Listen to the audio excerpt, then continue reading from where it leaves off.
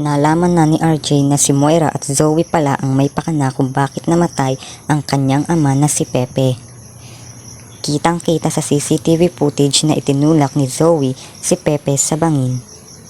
Ginawa niya ito para maitago ang kanyang sikreto na hindi siya ang tunay na anak ni RJ at si Annalyn lang ang legit na anak ni RJ.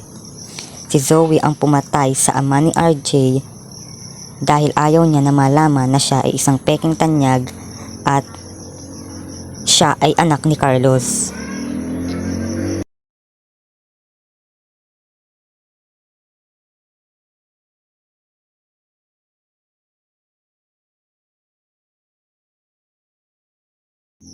Ngayon na nalaman na ni RJ ang katotohanan tungkol sa pagkamatay ng kanyang ama ay lalo niyang kinamuhian si Zoe at lalo niya itong itinakwil at hindi itinuring bilang isang anak. Ipapakulong ni RJ si Zoe para mabigyan ng hustisya ang pagkamatay ng kanyang ama. Ngunit ayaw ni Zoe na makulong dahil naipit lang daw siya dahil kay Moira.